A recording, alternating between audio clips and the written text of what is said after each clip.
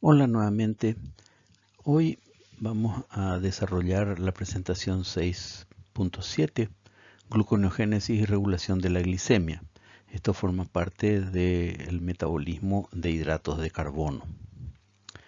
En esta presentación tendremos una introducción, nos referiremos luego a las fuentes de carbono para la gluconeogénesis, las reacciones diferenciales con la glicólisis, cómo se regula la gluconeogénesis y luego nos dedicaremos a analizar brevemente la glicemia y su regulación y también vamos a evaluar cómo influye el metabolismo del etanol en el mantenimiento de la glicemia. La gluconeogénesis forma parte de un recurso que permite, a partir de precursores no relacionados directamente con estructura de hidrato de carbono, como puede ser el ácido láctico, los aminoácidos o un cetoácido como piruvato, pueden convertirse en glucosa.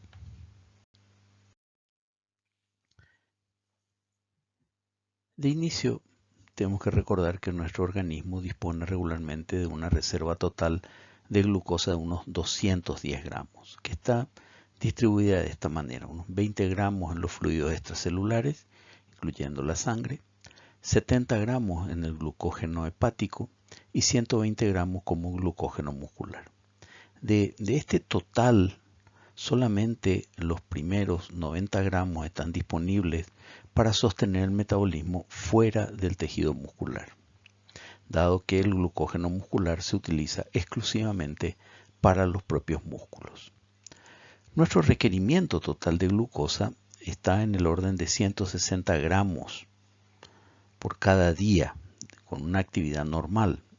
Y de estos 160 gramos, 120 gramos diarios son para consumo del cerebro y unos 20 gramos diarios para sostener el metabolismo de los eritrocitos.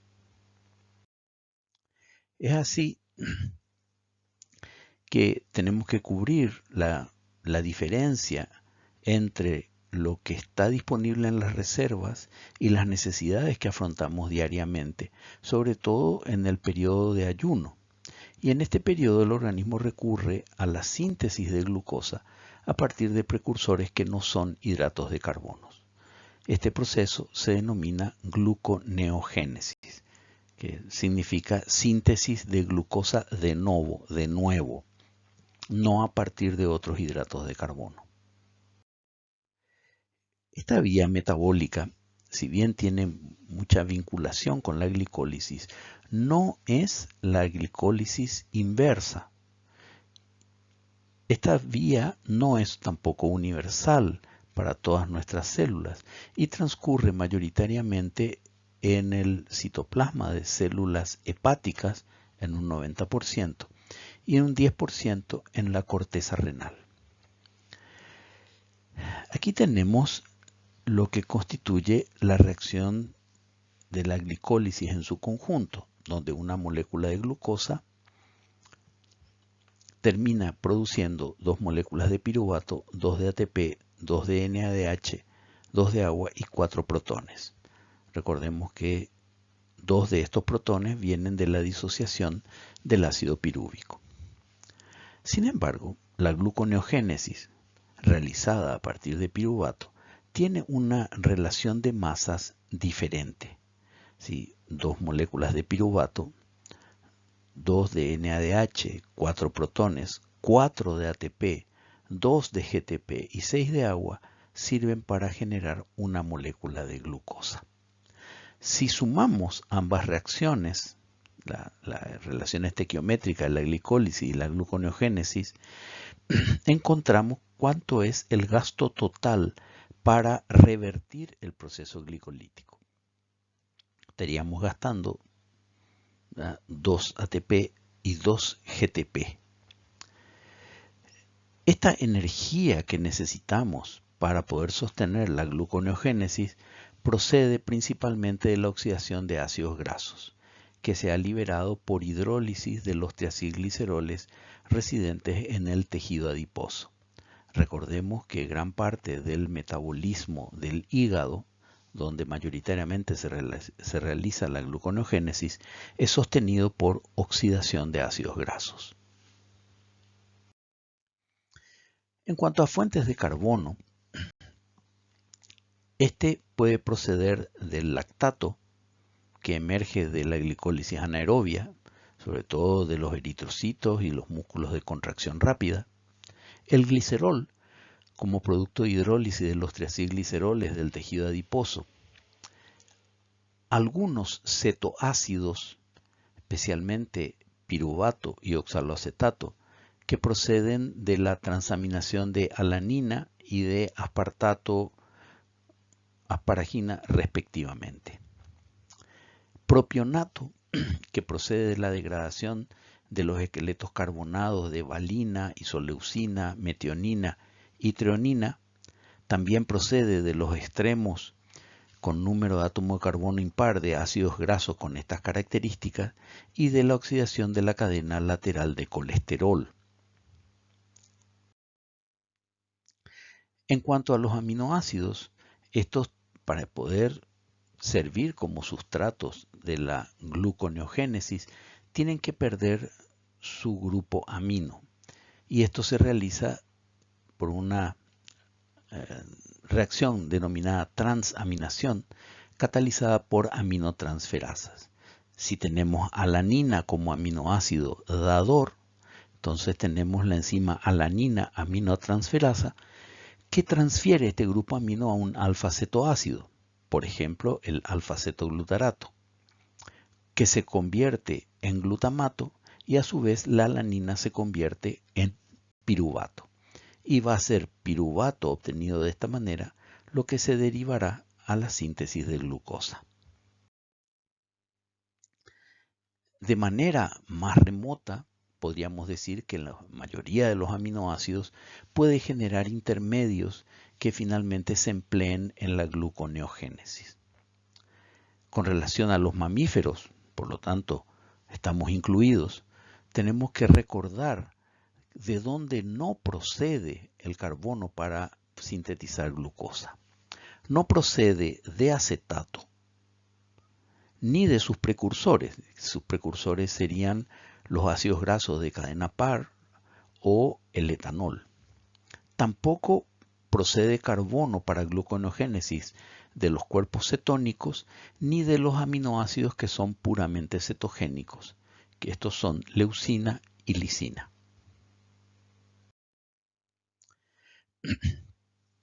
En cuanto a las reacciones diferenciales, tenemos que acotar que existen muchas reacciones de la gluconeogénesis que son compartidas con la glicólisis. Por lo tanto, vamos a usar esas reacciones, ya que la mayoría de las reacciones de la gluconeogénesis ocurre también en el citosol, sitio de localización de las enzimas glicolíticas. ¿Cuáles son esas enzimas diferenciales?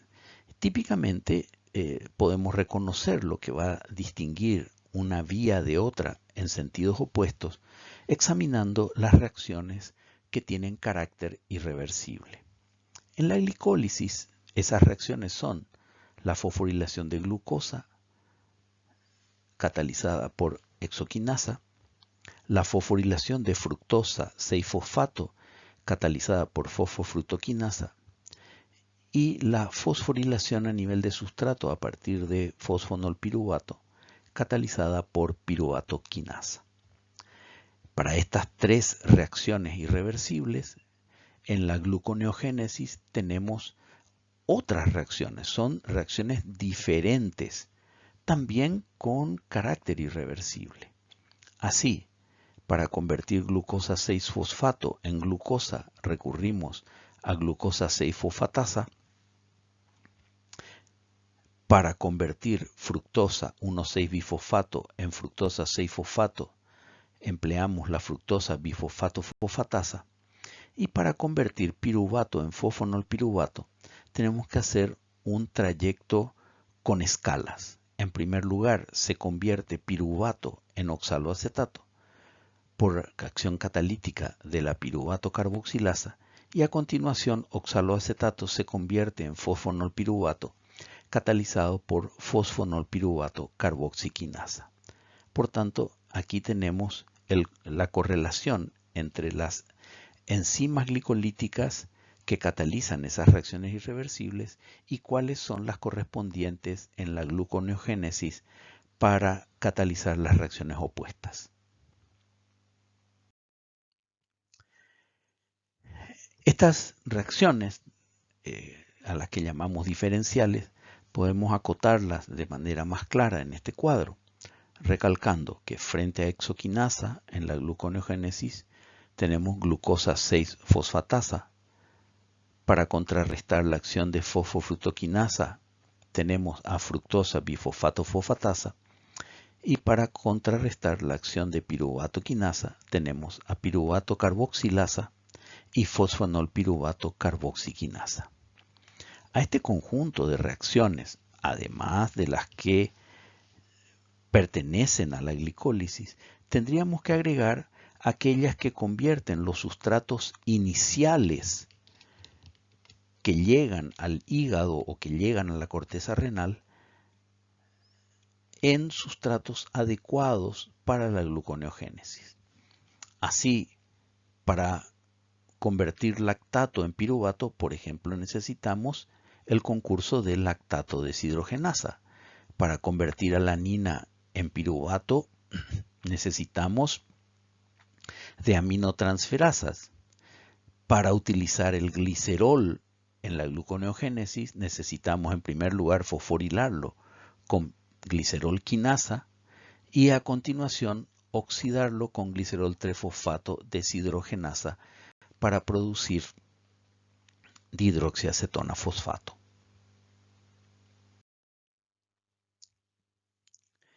En este esquema podemos ver ya con más claridad la participación de las reacciones diferenciales y de las reacciones comunes.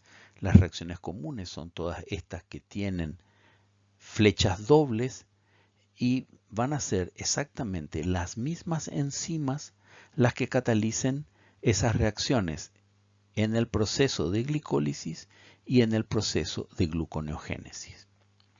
En cuanto a lo que es diferencial, empezando por piruvato como sustrato de origen, sustrato de partida, en primer lugar se lo convierte en oxaloacetato por la acción de piruvato carboxilasa, una enzima dependiente de biotina que utiliza ATP y dióxido de carbono, y se obtiene un compuesto intermedio que es oxaloacetato. Oxaloacetato a continuación se descarboxila y se fosforila con GTP para producir fosfoenolpiruvato. De esta manera, la reacción catalizada por piruvato quinasa, que ya habíamos visto que es una reacción con un valor de delta G muy negativo, una reacción muy exergónica, se contrarresta, es decir, podemos sintetizar fosfonol piruvato a partir de piruvato, pero no directamente, sino con dos reacciones y con un considerable gasto de energía. Las otras reacciones diferenciales, como podemos ver, para convertir fructosa 1,6-bifosfato en fructosa 6-fosfato, usamos fructosa bifosfato-fosfatasa o fructosa bifosfatasa. Ambas denominaciones son válidas. Y para convertir glucosa 6-fosfato en glucosa, recurrimos a esta enzima localizada en el lumen del retículo endoplásmico en cuanto a su sitio catalítico, que es glucosa 6-fosfatasa, que hidroliza el éster fosfórico para liberar glucosa que ante una situación de baja concentración de glucosa circulante abandona los órganos con capacidad gluconeogénica. Como ya mencionamos, son el hígado y la corteza renal. ¿Dónde ingresan los distintos precursores a esta ruta metabólica? Alanina y lactato, recordemos, lactato procedente preferentemente de los eritrocitos y de los músculos de contracción rápida que hacen glicólisis anaeróbica, alanina procedente de los músculos ingresarán en forma de piruvato. Es decir, primero tendrán que transformarse en piruvato para alimentar la gluconeogénesis. Asparagina se hidroliza y genera aspartato, y aspartato por transaminación se convierte en oxaloacetato para constituirse en sustrato de la fosfonolpiruvato carboxiquinasa en la síntesis de fosfonolpiruvato. Y el precursor que ingresa en una reacción más próxima a la obtención de glucosa es glicerol. O sea, el glicerol se fosforila a glicerol trifosfato y luego se oxida a dihidroxiacetona fosfato para ingresar al final de la primera fase de las reacciones de la glicólisis, aprovechando estas reacciones de isomerización y, en este caso, de condensación aldólica para darnos fructosa 1,6-bifosfato.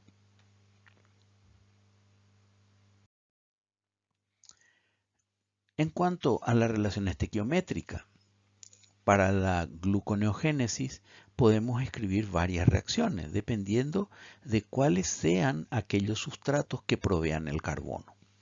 Ya mencionamos al principio de la presentación cómo piruvato se convierte en glucosa con aporte de 4 ATP y 2 GTP por cada molécula de glucosa sintetizada, y como vía sintética necesitamos una fuente de poder reductor, en este caso NADH.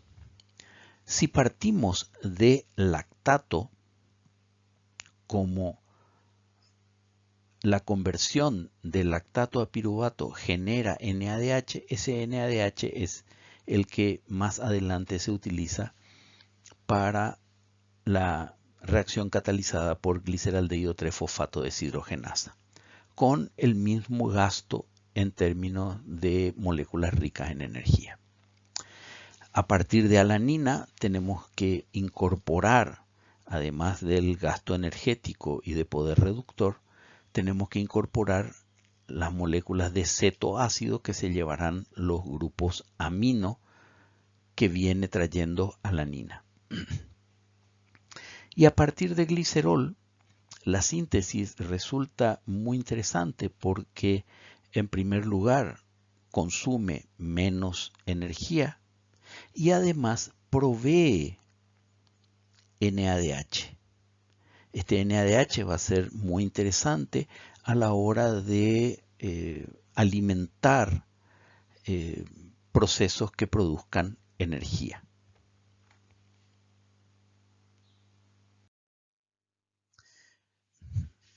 A partir de aquí vamos a mirar con más detalle lo que ocurre en estas reacciones diferenciales entre la gluconeogénesis y la glicólisis. Y la primera de ellas es la síntesis de fosfoenolpiruvato. Como decíamos, es un proceso que se realiza en dos etapas. En primer lugar, piruvato se carboxila, es decir, se incrementa la longitud de su cadena carbonada con un carbono más para producir oxaloacetato. Esto lo realiza una reacción que ocurre en la matriz mitocondrial y está catalizada por la enzima piruvato carboxilasa. A continuación, oxaloacetato se descarboxila y se fosforila para producir fosfonolpiruvato, mediante una reacción que en los humanos ocurre en el citoplasma y está catalizada por fosfoenolpiruvato carboxiquinasa.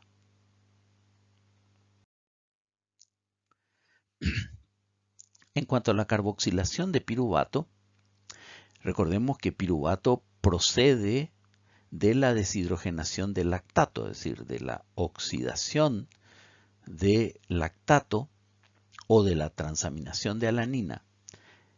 Independientemente de donde proceda, se carboxila para formar oxaloacetato en la matriz mitocondrial cuando hay abundancia de acetil-CoA.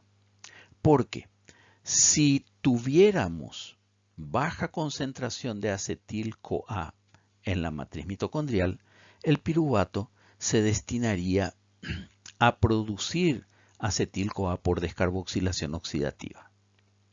Pero si tenemos acumulación de acetil-CoA, podríamos disponer de piruvato para otros fines. La enzima que cataliza esta reacción es piruvato carboxilasa, una enzima tetramérica que depende de biotina, como otras enzimas que catalizan reacciones de carboxilación. Biotina es una vitamina hidrosoluble. Biotina actúa como un cofactor siempre unido covalentemente a un residuo de lisina de la enzima carboxilasa, formando lo que llamamos biotinilenzima o biocitina. El detalle estructural de la biotina que participa en esta unión es un grupo ácido carboxílico situado en una cadena lateral de ácido valérico unido al biciclo de la biotina, y este grupo carboxílico reacciona con el epsilonamino de un residuo de lisina formando un enlace amida, y de esta manera se conforma biotinilenzima. Y es en la forma de biotinilenzima en que sobre el nitrógeno 1 de la biotina se incorporará una unidad de átomo de carbono en forma de dióxido de carbono para formar carboxibiotinilenzima. Esta carboxilación solamente ocurre cuando la biotina se encuentra unida covalentemente a la enzima a través de este residuo de lisina.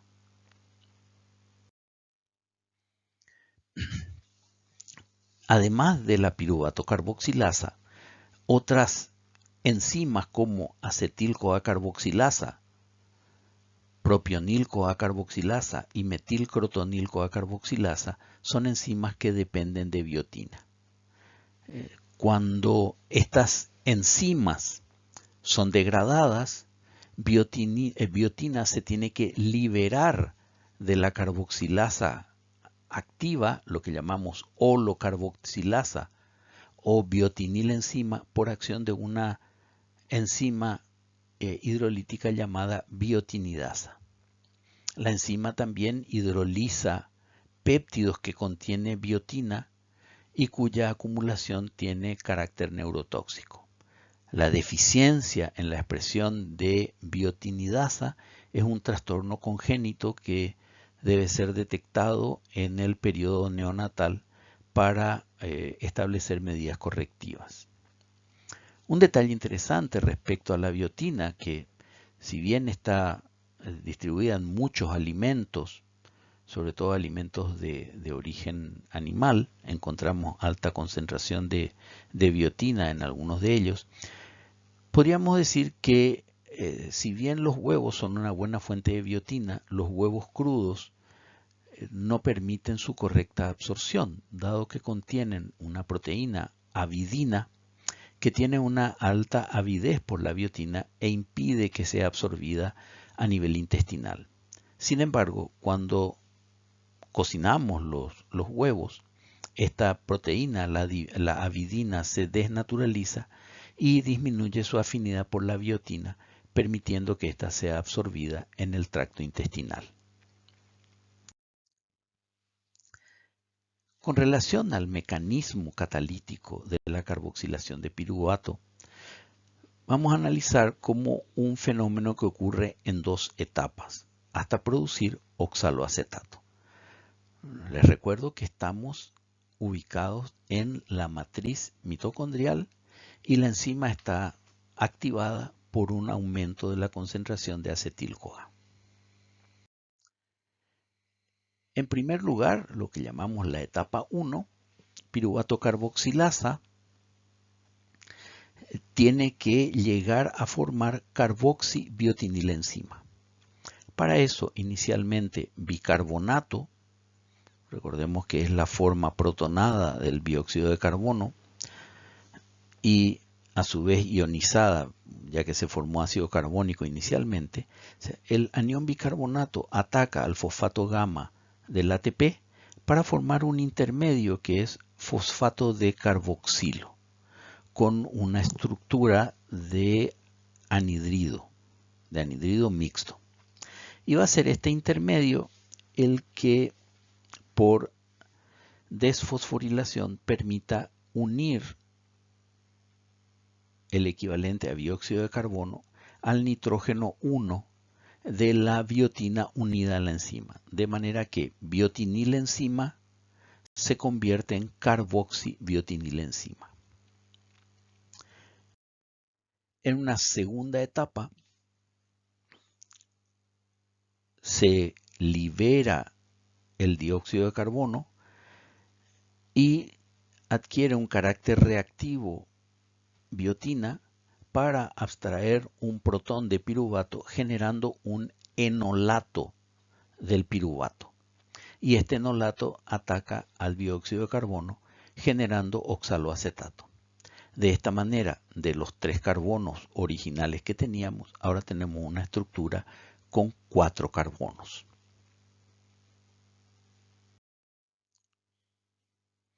En consecuencia, visualizando el fenómeno completo, vemos que piruvato se convirtió en oxaloacetato y luego oxaloacetato por fosfonolpiruvato carboxiquinasa tiene que convertirse en fosfonolpiruvato.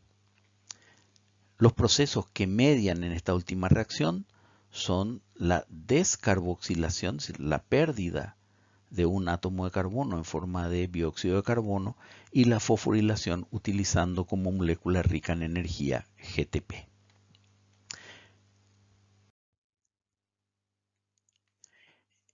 Esta última reacción está catalizada por una enzima llamada fosfoenolpiruvato carboxiquinasa. Es una enzima citosólica en los humanos y genera fosfoenolpiruvato. De manera que hasta este punto de nuestro desarrollo programático hemos visto 2 maneras de generar fosfoenolpiruvato. Esta que es por descarboxilación y fosforilación de oxaloacetato, y la que habíamos visto en la glicólisis por deshidratación de 2-fosfoglicerato. En esta reacción, que es la de la gluconeogénesis, tenemos el impulso de la pérdida de una molécula de gas, el dióxido de carbono, más la participación de GTP como molécula rica en energía para producir fosfoenolpiruvato. Sin embargo, aquí nos encontramos con un detalle interesante. Algunos sustratos mitocondriales, y aquí nos interesan 2 en particular, que son oxaloacetato y acetil-CoA, no abandonan la mitocondria por difusión hacia el citosol. Entonces, ¿cómo puede salir el producto de la reacción de piruvato carboxilasa para continuar la gluconeogénesis? Dijimos, no pueden salir como tales, pero sí pueden adoptar otra estructura para la cual haya una molécula transportadora. Así, oxaloacetato puede salir por reducción con NADH en forma de malato. Este cetoácido se reduce a hidroxiácido y hay un transportador para malato que permite su salida hacia el citosol. También oxaloacetato se puede transaminar con un aminoácido como glutamato, convirtiéndose el oxaloacetato en aspartato, que también cuenta con un transportador que le permite alcanzar el citosol. Por otra parte, acetil-CoA, que tampoco difunde libremente de la mitocondria al citosol, puede condensarse con oxaloacetato para producir citrato, que también cuenta con un transportador que permite la presencia de citrato en el citosol. Recordemos que citrato en el citosol actúa como un regulador alostérico descendente a la baja, inhibitorio sobre fosfofructoquinasa 1, una de las principales enzimas regulatorias de la glicólisis. En consecuencia, esquemáticamente podemos ver cómo se exporta el oxaloacetato generado dentro de la mitocondria.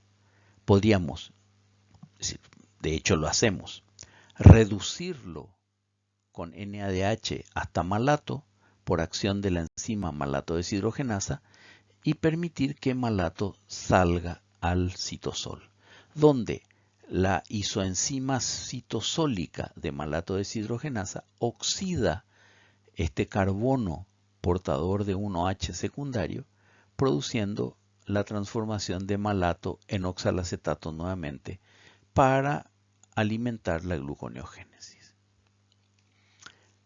La otra manera de salir que tiene el oxaloacetato desde la mitocondria al citosol es transaminándose con un aminoácido y convirtiéndose en aspartato, que también tiene una molécula transportadora apropiada. Aspartato, una vez llegado al citosol, puede transaminarse nuevamente con un cetoácido para liberarse del grupo amino y convertirse en oxaloacetato. Aquí tenemos que destacar que la salida de ese esqueleto de 4 carbonos en forma de malato es muy conveniente porque tiene una reacción de deshidrogenación que produce NADH. Recordemos que vamos a necesitar NADH en la reacción catalizada por gliceraldehído 3-fosfato deshidrogenasa. Dado que la glicólisis y la gluconeogénesis comparten muchas reacciones y gran parte del ambiente citosólico donde se desarrollan, tiene que haber una mutua regulación entre ambas. Y esta regulación sobre todo afecta al hígado. ¿Por qué? Porque es el órgano donde mayoritariamente se realiza la gluconeogénesis. Si la célula hepática va a hacer glicólisis o gluconeogénesis, va a depender mucho de la disponibilidad de glucosa que haya. Y así podemos distinguir dos estadios muy característicos. Uno es el estado de saciedad, ¿verdad? El que tendríamos cuando terminamos de comer. Y en esas circunstancias, en el hígado prevalece la función de conservar combustibles. ¿Y qué hace? Convierte glucosa en glucógeno y almacena este polisacárido que luego puede degradar para liberar glucosa. Y también conduce glucosa a la glicólisis que termina en piruvato. El piruvato ingresa a la mitocondria donde se oxida y da finalmente acetil-CoA, que se oxidará en el ciclo de Krebs si hace falta energía, o bien podrá ser utilizada para la síntesis y esterificación de ácidos grasos. En otras palabras, para la síntesis de un combustible de reserva altamente energético. En contrapartida, si estamos en el estado de ayuno, por ejemplo, ese estado que adquirimos cuando transcurrieron, digamos, más de 6 horas de no consumir alimentos, ¿verdad? Ahí la gluconeogénesis es muy importante. Entre las 3 horas de terminar de comer y las 6 horas, la degradación de glucógeno es importante. Por tanto, el hígado en el ayuno va a sostener la glicemia, porque esa es una de sus funciones fundamentales, mediante la degradación de glucógeno y también mediante la síntesis de glucógeno. En el periodo de ayuno, y sobre todo cuando este es más prolongado, el hígado también produce cuerpos cetónicos. Aquí está en otro color y en un tamaño de letra disminuido para que no confundan este proceso con lo que estamos hablando del metabolismo de hidratos de carbono. Pero ciertamente la cetogénesis es una función del hígado durante el periodo de ayuno.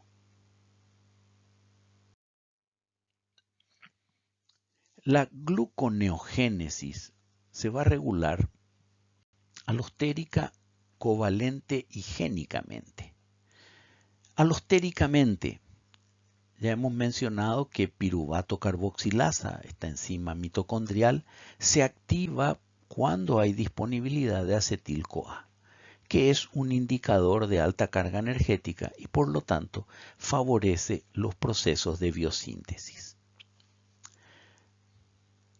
Tenemos también a fructosa 1,6-bifosfato fosfatasa.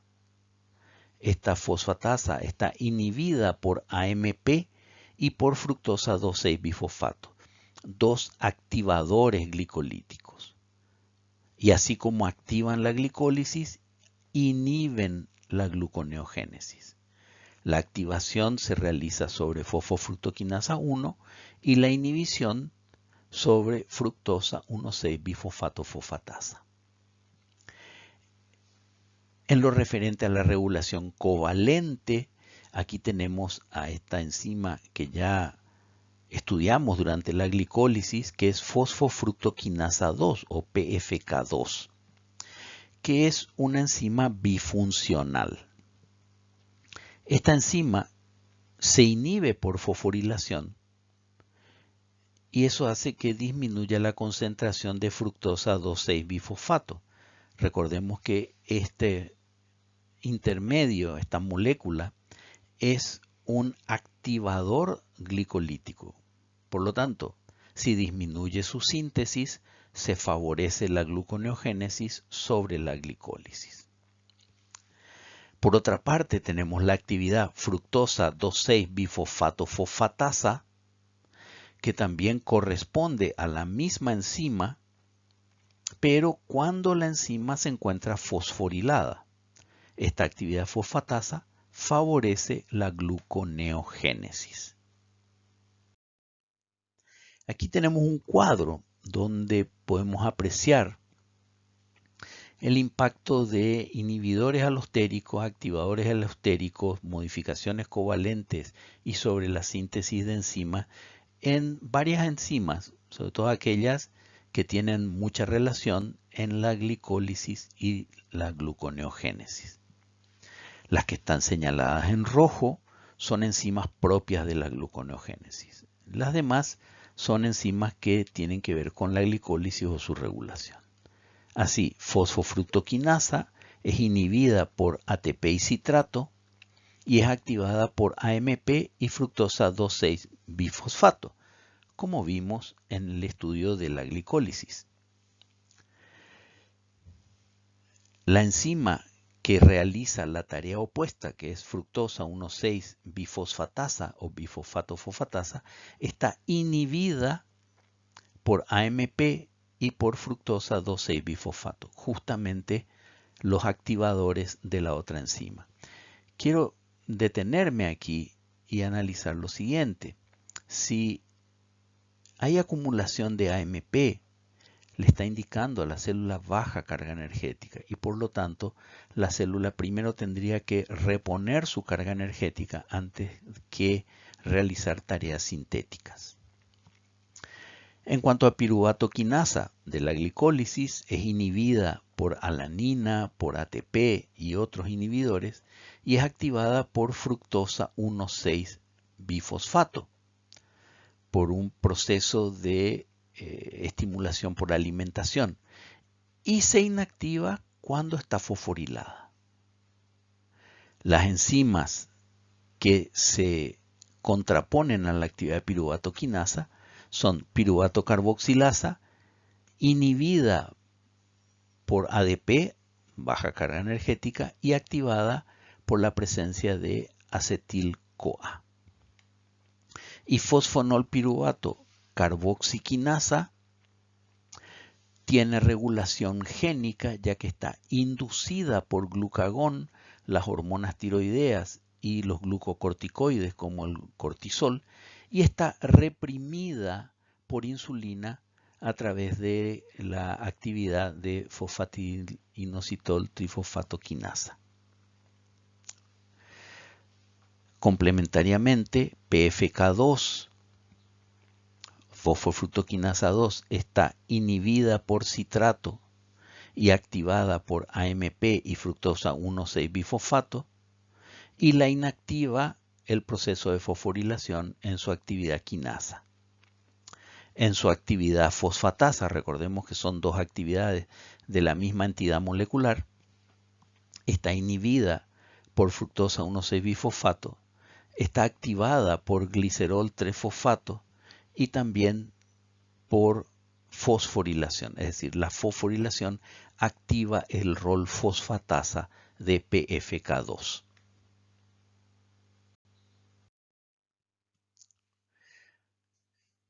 Fructosa 2,6-bifosfato es por tanto un regulador que participa vinculado a la glicólisis y a la gluconeogénesis. Como fructosa 2,6-bifosfato regula a la alta la glicólisis, activando alostéricamente a fosfofructoquinasa 1, y regula a la baja la gluconeogénesis, inhibiendo alostéricamente la actividad de fructosa 1,6-bifosfato-fosfatasa. Es muy importante que no confundamos esta molécula con el intermedio glicolítico fructosa 1,6-bifosfato. Esto no es un intermedio glicolítico, es un activador de una enzima glicolítica.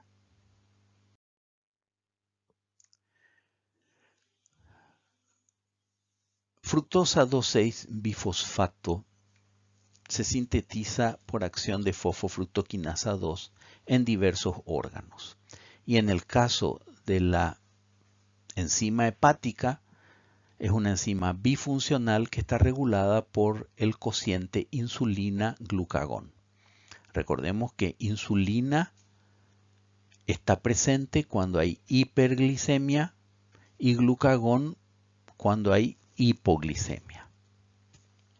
Si está desfosforilada, esto es cuando tenemos un cociente insulina-glucagón elevado, actúa como quinasa sintetizando fructosa 2,6-bifosfato, nuestro activador glicolítico.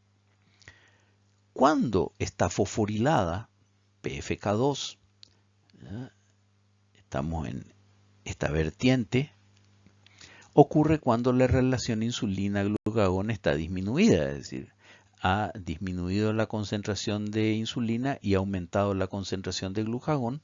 La misma enzima manifiesta actividad fosfatasa, degradando el activador glicolítico, degradando a fructosa 2,6-bifosfato hasta fructosa 6-fosfato.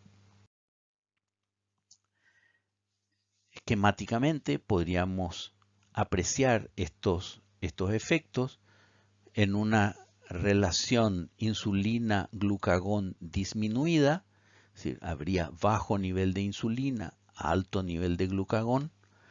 Glucagón se une a un receptor, este receptor está asociado a una proteína G estimulante, que a su vez está asociado a adenilato ciclasa y produce aumento de AMP cíclico que activa alostéricamente a proteinquinasa A.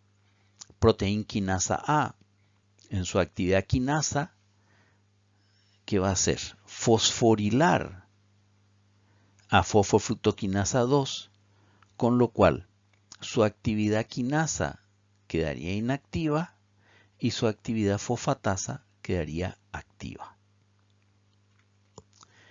Y este conjunto de inactivación y activación sobre la misma molécula daría lugar a disminuir la concentración de fructosa 2,6-bifosfato y por lo tanto estimular la gluconeogénesis, lo cual es coherente con lo que señalamos previamente para glucagón. Glucagón es una hormona hiperglicemiante y en este caso lo manifiesta aumentando la velocidad de la gluconeogénesis. a liberar glucagón, que aumentaría intracelularmente la concentración de AMP cíclico, que activaría a proteína quinasa A, y esta actividad quinasa llevaría la fosfofructoquinasa 2 activa como quinasa a ser activa como fosfatasa y por tanto reduciría la concentración de fructosa 2,6-bifosfato. ¿Qué efecto tendría esto? Sobre la glicólisis, un efecto de regulación descendente a la baja, es decir, frenaría la glicólisis. Y a su vez, sobre la gluconeogénesis tendría un efecto activador sobre fructosa 1,6-bifosfatasa y por lo tanto activaría la gluconeogénesis. Aquí tenemos un mapa conceptual que puede ser muy útil para hacer el repaso correspondiente cuando analicemos el conjunto de la gluconeogénesis. La glicemia o la concentración de glucosa en sangre, recordemos que la glucosa está disuelta en el agua del plasma sanguíneo, permite el acceso a glucosa de todas las células y es un indicador fisiológico de la disponibilidad de nutrientes que tiene nuestro organismo. La glicemia aumenta con la ingesta, también cuando hay glucogenólisis o degradación de glucógeno y cuando ocurre gluconeogénesis. La concentración normal de glucosa en el suero o plasma sanguíneo tras un ayuno de 8 a 10 horas se sitúa entre 3,9 y 5,5 milimoles por litro, lo que equivale a una concentración entre 70 y 100 miligramos por decilitro. En los sujetos sanos que han consumido 75 gramos de glucosa a través de una prueba de sobrecarga, se espera que después de transcurridas 2 horas de esta ingesta, la concentración sea igual o inferior a 7,7 milimoles por litro, que equivale a 140 miligramos por decilitro. La glicemia está regulada por diversos factores, pero vamos a listar los más importantes. Primero, datos, es decir, cuánto hay de glucosa procedente de nuestra ingesta o cuánto está procedente de la reserva de glucógeno hepático. Recordemos que el glucógeno muscular no provee glucosa para mantener la glicemia. También la glicemia depende del sistema nervioso y de señales hormonales, como insulina, glucagón, las catecolaminas y los glucocorticoides principalmente. Anteriormente ya hemos visto este esquema donde el aumento de la glucosa que ocurre a consecuencia de la ingesta se acompaña también por un pico de liberación de insulina y una depresión de la concentración de glucagón.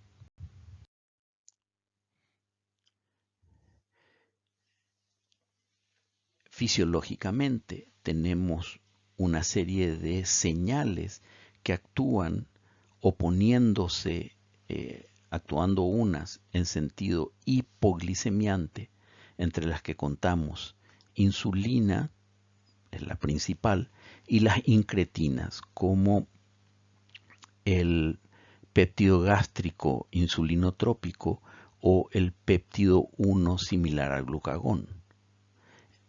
Estos agentes hipoglicemiantes tienden a hacer disminuir la degradación de glucógeno y la gluconeogénesis, y también a disminuir la síntesis de cuerpos cetónicos y la degradación de triacilgliceroles de los depósitos.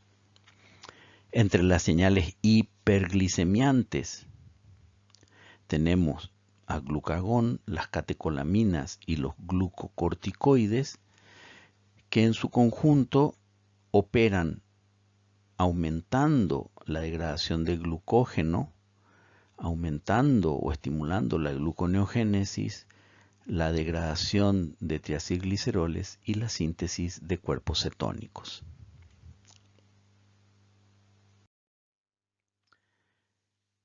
Analicemos algunos de estos actores en el fenómeno de mantenimiento de la glicemia a modo de señales. Insulina tiene un claro efecto hipoglicemiante y estimulante del anabolismo, es decir, de la biosíntesis. Se libera de las células beta de los islotes de Langerhans en respuesta al aumento de la glicemia, y su concentración puede aumentar hasta 100 veces del valor basal después de una comida rica en hidratos de carbono.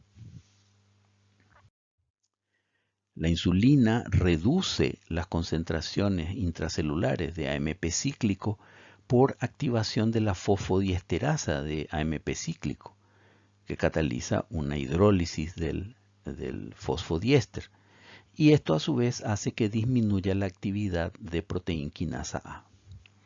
También por fosforilación mediada por proteinquinasa B, insulina actúa sobre el factor de transcripción FOXO1 que se desplaza del núcleo al citoplasma, disminuyendo así la expresión de fosfonolpiruvato carboxiquinasa.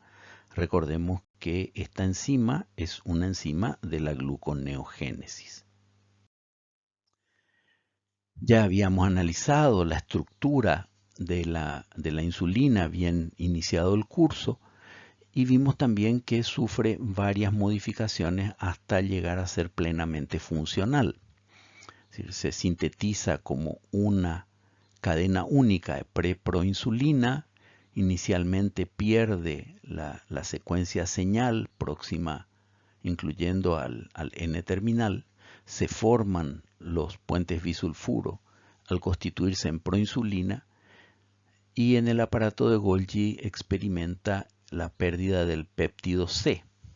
Todos estos componentes, es decir, la insulina compuesta por sus dos cadenas y el péptido C, terminan incluyéndose en unas vesículas o gránulos de secreción que son los que se fusionan con la membrana y por exocitosis se libera péptido C e insulina al medio extracelular.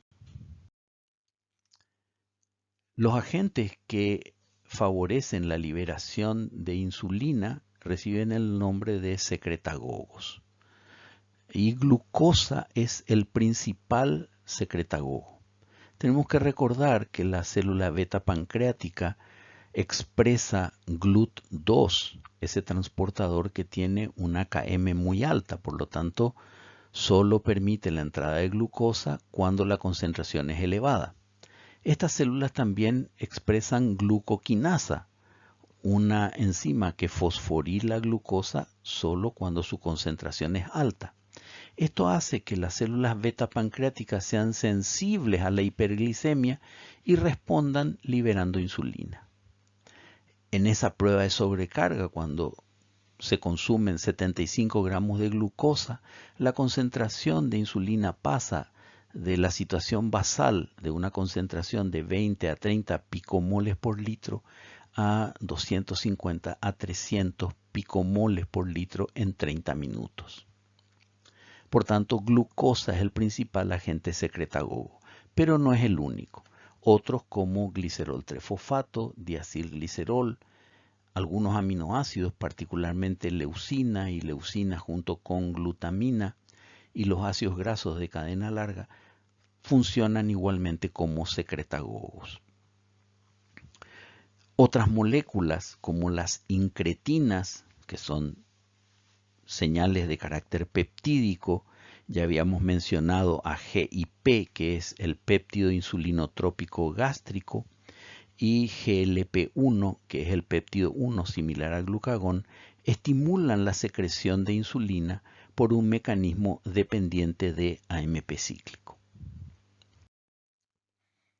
Si aquí tenemos representada una célula beta pancreática, el ingreso de glucosa recordemos, y su fosforilación, ambos procesos solo se van a dar cuando la concentración de glucosa sea elevada, da lugar a la producción de moléculas con actividad secretagoga, pero también aumento de la carga energética. Esto hace que se cierren canales de potasio dependientes de ATP, la membrana se despolariza y eso permite el ingreso de iones calcio que promueven la secreción de insulina. También tenemos que reconocer que la secreción de insulina es bifásica. Es decir, cuando hay un aumento de la glicemia, lo primero que va a ocurrir es la secreción de la insulina que está contenida en estos gránulos donde ya ha madurado, es decir, se ha sintetizado, ha experimentado las modificaciones posttraduccionales y esa es la insulina que se libera produciendo hipoglicemia. Pero si se mantiene elevada la glicemia, entonces habrá una segunda fase de liberación que será a partir de insulina de síntesis nueva, es decir, insulina sintetizada de novo, que irá aumentando en su concentración lentamente hasta alcanzar los niveles de una liberación propia de los gránulos donde la insulina ya está preformada.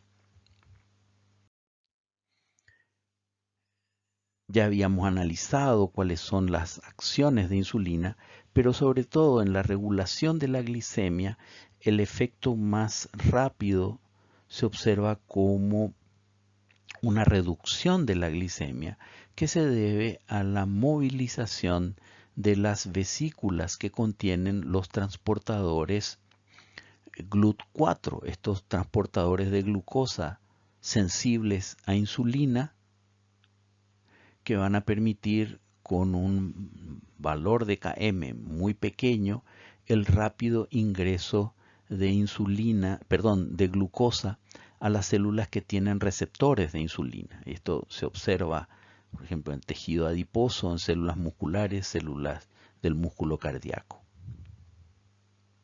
Cuando la concentración de glucosa disminuya, también habrá una disminución de los niveles de insulina y estos transportadores GLUT4, mediante un proceso de invaginación, formarán una vesícula y quedarán conservados en el citoplasma hasta que una nueva señal los haga movilizarse a la membrana. En consecuencia, además de este aumento del transporte de glucosa por exposición de GLUT4, el efecto hipoglicemiante también resulta de la activación de enzimas y de la variación de expresión de algunas enzimas.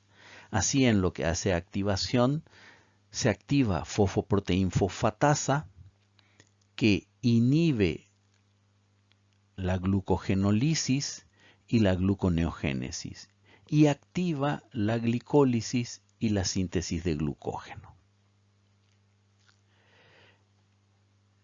La activación de la glicólisis se da por desfosforilación de piruvato quinasa y el aumento de la síntesis de glucógeno se da por desfosforilación de glucógeno sintasa. También aumenta la expresión de enzimas como glucoquinasa, la fosfofructoquinasa 1 y 2 y piruvato quinasa. Es decir, hasta aquí enzimas que participan en la glicólisis o en la regulación de la glicólisis. También aumenta la expresión por estímulo de insulina de glucosa 6-fosfato deshidrogenasa, 6-fosfogluconato deshidrogenasa. Estas enzimas son propias de la fase oxidativa de la vía de las pentosas. Y también aumenta la expresión de piruvato deshidrogenasa, una enzima mitocondrial, en realidad un complejo multienzimático mitocondrial que convierte piruvato en acetil-CoA.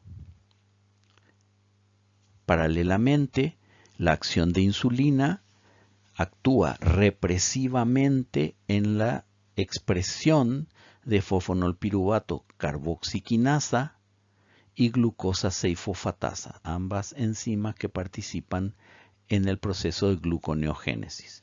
Recordemos que glucosa 6-fosfatasa también participa en la exportación de glucosa cuando glucosa 6-fosfato aumenta intracelularmente procedente de la degradación de glucógeno en el hígado.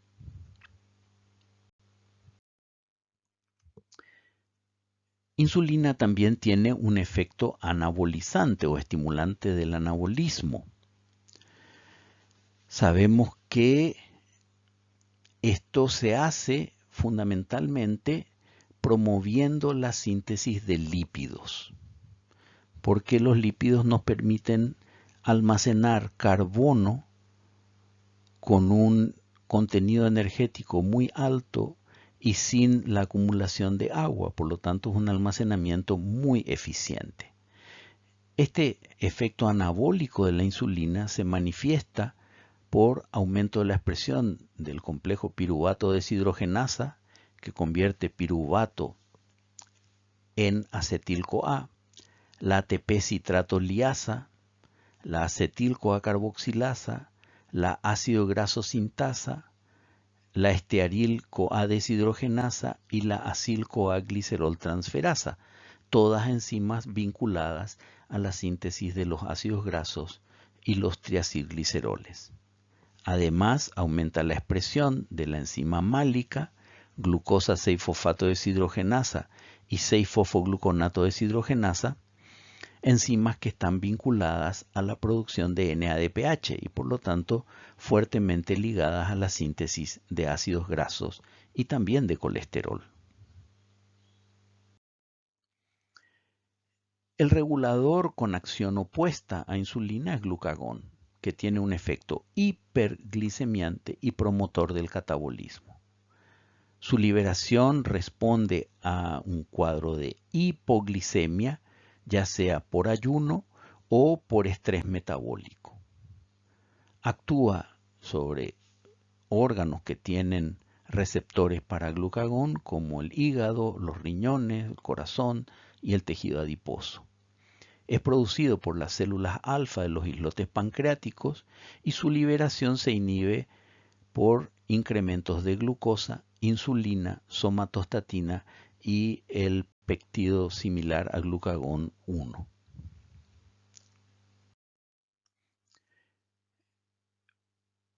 Con relación a las acciones de glucagón, estimula la glucogenólisis, es decir, la degradación de glucógeno y también la gluconeogénesis. Aumenta la concentración de AMP cíclico, lo que va a dar lugar a la activación de proteinquinasa A, y esta actividad ejerce efecto inhibitorio sobre piruvato quinasa y sobre la actividad quinasa de fosfofructoquinasa 2. Recordemos que esta enzima produce un activador glicolítico.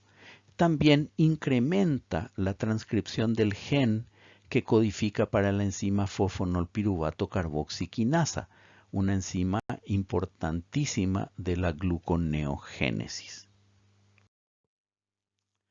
El efecto hiperglicemiante que promueve glucagón resulta entonces de la activación de proteinquinasa A, de la fosforilasa quinasa y de la glucógeno fosforilasa. Este conjunto activa la glucogenólisis o degradación de glucógeno, pero también activa la gluconeogénesis por fosforilación de PFK2 y aumento de la expresión de fosfonolpiruvato carboxiquinasa. Paralelamente, ejerce inhibición sobre la glicólisis por fosforilación de piruvato quinasa e inhibe la síntesis de glucógeno por fosforilación de glucógeno sintasa. El efecto catabólico asociado al aumento de la concentración de glucagón se manifiesta de varias maneras. Una de ellas es aumentando la actividad de la lipasa sensible a hormonas, por lo tanto facilitando la hidrólisis de triacilgliceroles de depósito. pero también reduciendo la síntesis de ácidos grasos, ya que promueve la fosforilación de acetil-CoA-carboxilasa, una enzima con la cual prácticamente se inicia la síntesis de los ácidos grasos. Además, tiene un efecto reductor de la concentración de aminoácidos circulantes, de manera que favorece su captura por parte del hígado para que estos aminoácidos sirvan como sustratos precursores en el proceso de gluconeogénesis y por tanto de producción de glucosa.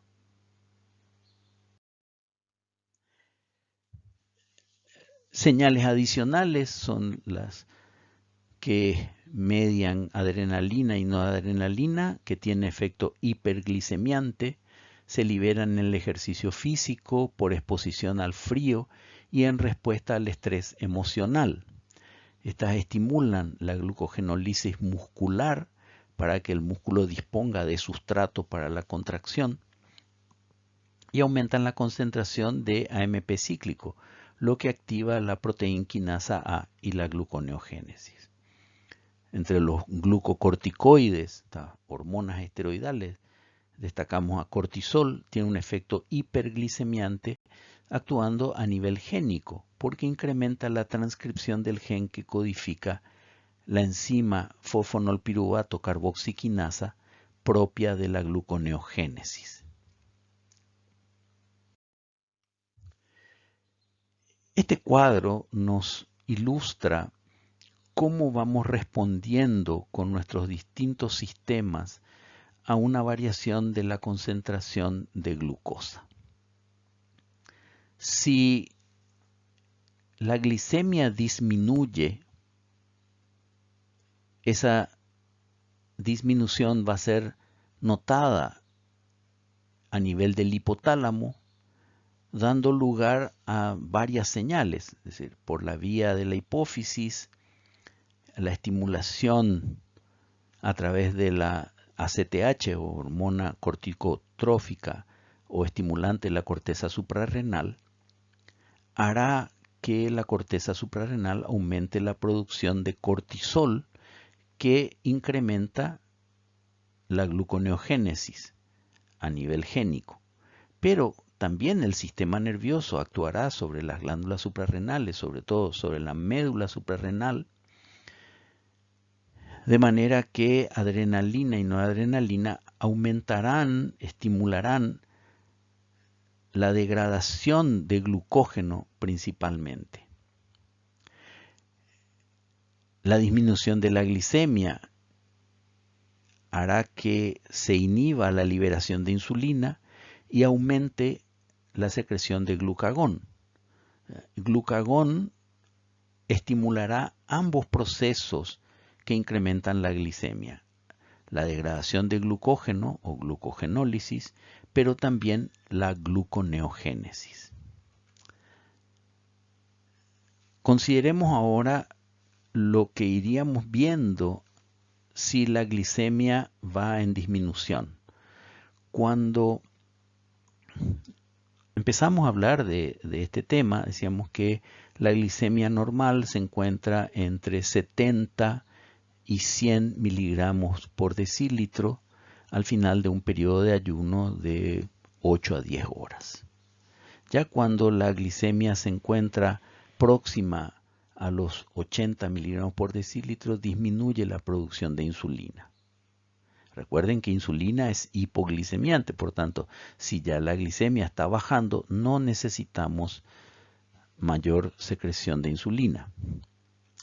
Cuando llegamos al límite inferior de este intervalo normal, aumenta la producción de adrenalina y glucagón, y por lo tanto ambos con efecto hiperglicemiante.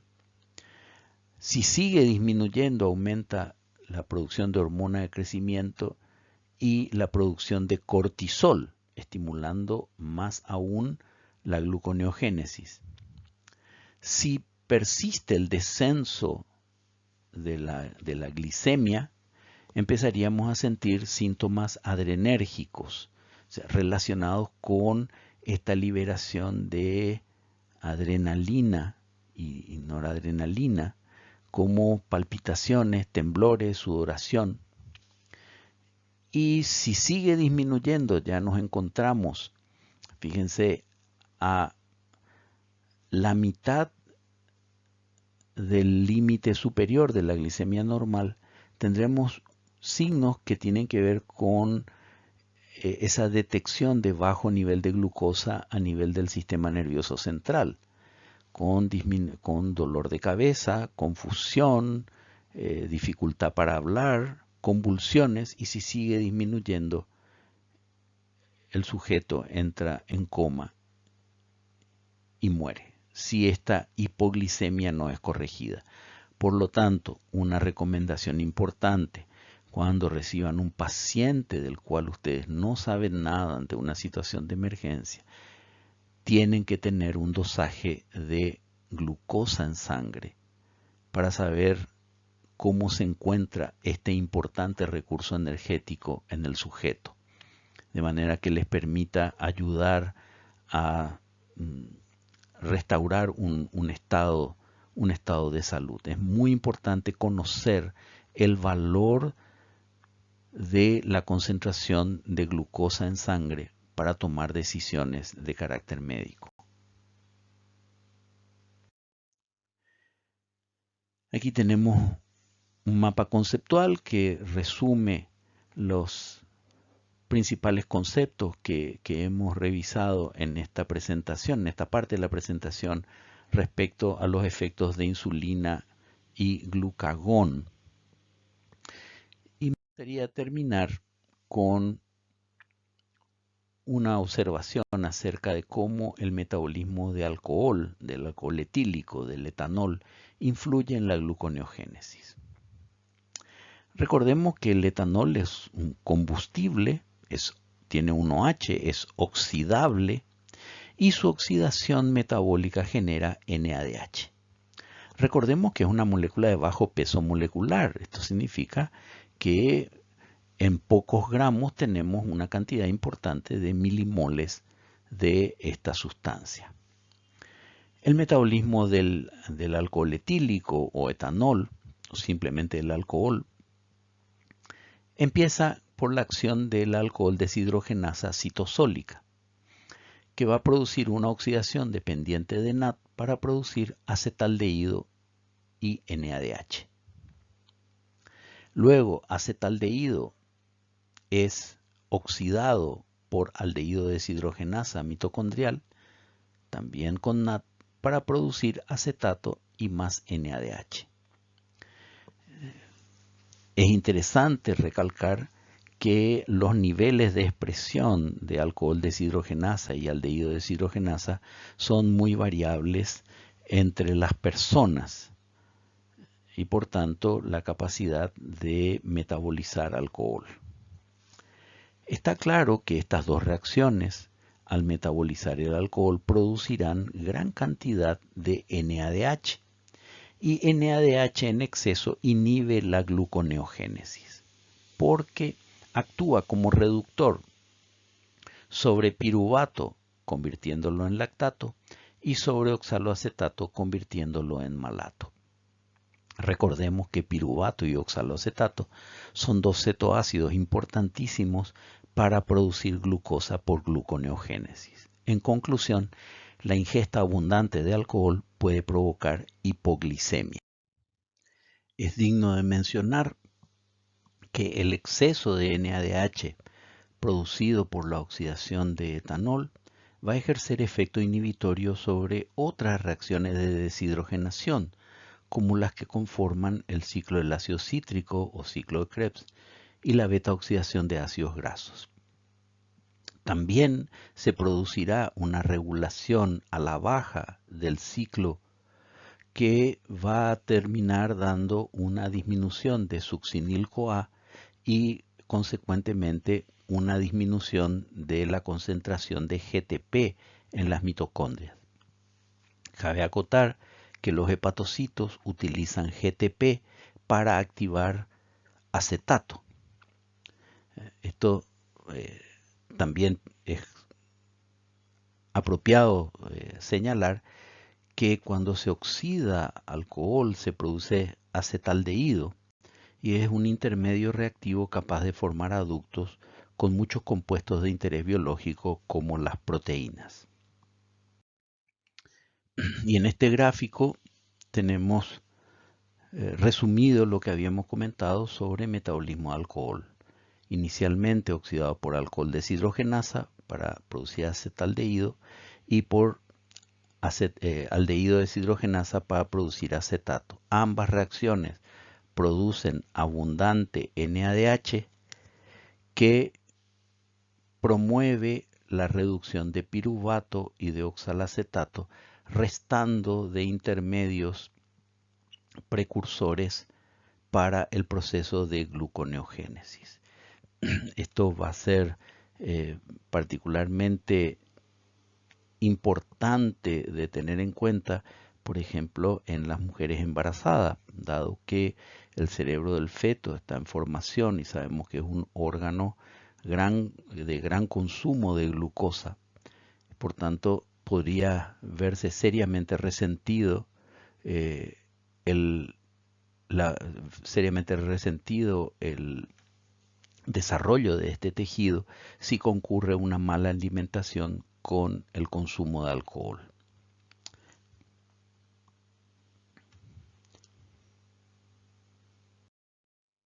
De esta manera terminamos la presentación de gluconeogénesis y regulación de la glicemia. Espero que haya sido de la utilidad de todos y será hasta la próxima oportunidad. Muchas gracias por su atención.